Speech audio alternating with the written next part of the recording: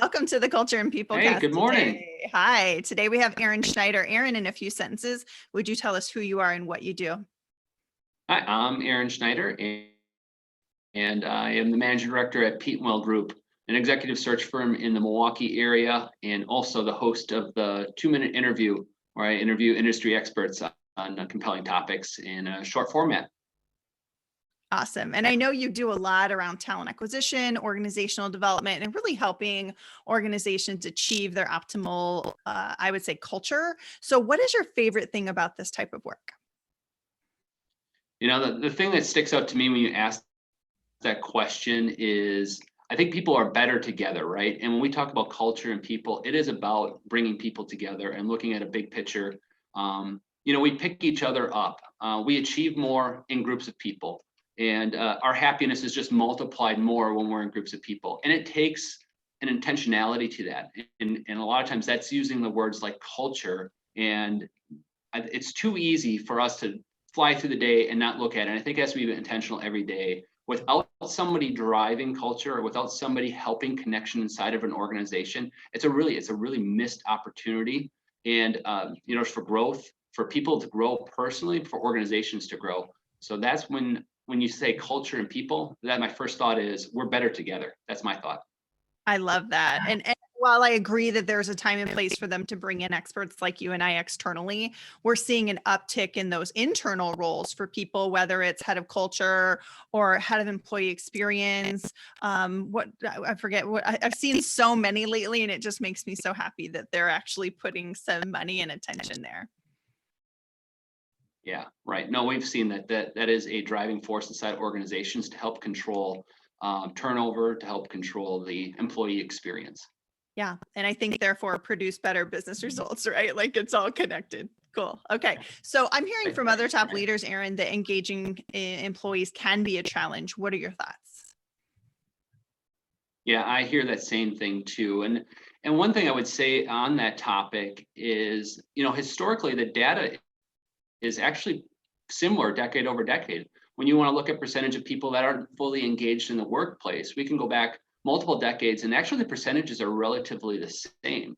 So you can feel comfort in that it's not necessarily a new problem. What we are experiencing now, though, is that it's a more transitional marketplace, and the grass is greener for so many employees. And we have employers that feel that they're seeing that, and I'm like, boy, how do I hold on to this person? And in some cases, that yes, you want to try to hold on to them. My point of view on this is to not always feel so much heaviness on that, and to realize that sometimes we have the wrong people in the wrong seats, and that's okay too. And I think one of the best ways to safeguard that is to look at your hiring process. And if you don't have a really defined and well-controlled hiring process, you're going to have this issue come up more often about engagement than you would ever expect. So maybe go back to even before you're identifying the engagement issue is, have you defined a great hiring process for your organization? And then the follow-up to that is the stuff that I know, Anna, is really important to your heart is like, are you caring for your people? Are you listening to them? Are you engaging with them so that they can engage with the organization? Are you helping them? Are you removing barriers? Those are really key things that once that person's inside the organization, that I know that you're really, really good at with your clients. And my point of view on this is, safeguard that entry point inside the organization as best you can. Agreed. Oh my gosh, you are speaking my language. And in fact, I just started a new book this morning, Jim Collins' new book, BE 2.0. Yeah. And I did not read his first version of this, but this is an updated version. And I will tell you that he added the first 2 chapters are on people and leadership. And it's amazing. And he's right up that alley of like, you've got to get the right people on the bus in the right seats. And so it starts even before you even think about hiring for like, why do we need this role? What are they doing? Then you go through the hiring process and you get really, really good at that hiring process. Then you're going to increase the likelihood of bringing somebody in who can be successful. Yeah, 100% agree. Awesome. So let's get really tactical, Aaron, for the people who are listening who say, all right, I buy that. Like, what can I do then, tactically speaking, to move my culture and my people practices together forward? Yeah, and I come at this with a employee life cycle point of view. That's my background, and so when you ask that, I'm thinking along the lines of that life cycle that person inside your organization is having. So from attraction all the way into hiring to onboarding to that first initial engagement inside the organization, then performance management, obviously then into development to whatever the next role might be, and then maybe into exit. And some people really need to have that plan for that exit as well. And if you look at through that whole span, I think that you have a much better picture of where you can influence this strategy piece. I think it does start with, looking at the hiring process. Is it fair or is it feel right? Are people experiencing even great interaction with your organization, even if they aren't selected for jobs?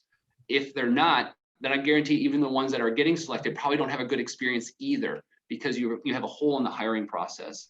And another thing I would take a look at too is even through the onboarding and as they're starting to spend more time inside your organization, are they feeling connection to the vision and the mission through what they're doing, what their performance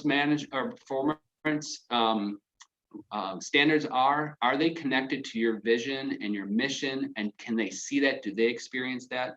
And then thirdly, I would also say too, are they developing and feeling growth inside the organization? If there isn't a plan for their development and growth, that's an opportunity right there as well.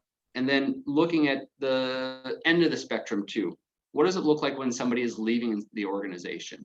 And are they leaving on a great note? Do you help them out of the organization? Do you have a plan for somebody when they're leaving too? And those would be my keys to taking a look at that whole cycle and saying you can't just look at the middle and say, well, we have opportunity inside this one part of time with the employee. You have to think of it from when they first find out about your organization, at that attraction period, through the hiring, and then even all the way to the exit. And I know I've just probably made it like, whoa, but this is a really big problem. This is where you drop a little bit into each part of that process, and it makes a huge difference. Oh my gosh, I love that. And Aaron, I think one of the things that struck me is, as somebody who promotes embracing the whole human in work, we're saying embrace the whole human and embrace them in the whole cycle of what they'll be there with you. So that really resonated with me. And I think far too often employers don't spend enough time thinking about how do we stay connected to employees once they leave.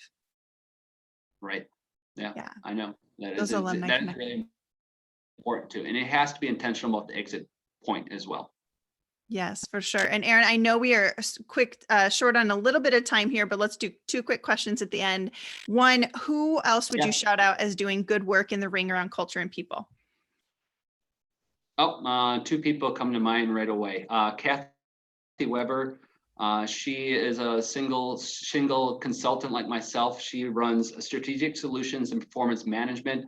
And another one I would say was Beth Ridley from Brimful Life. Both these women have influenced me greatly in my professional career, and I would highly recommend anybody to check them out, including you, Anna. If you haven't met those two, I know they'd love to meet you.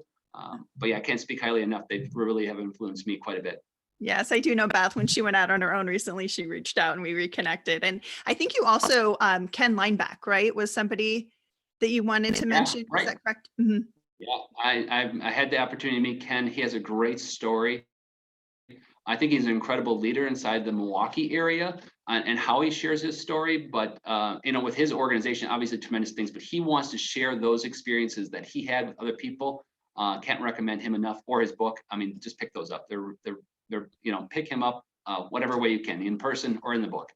I did not know he had a book, so thank you for that. And then also Craig Grossler's Leadership Podcast, one of your favorite resources, right?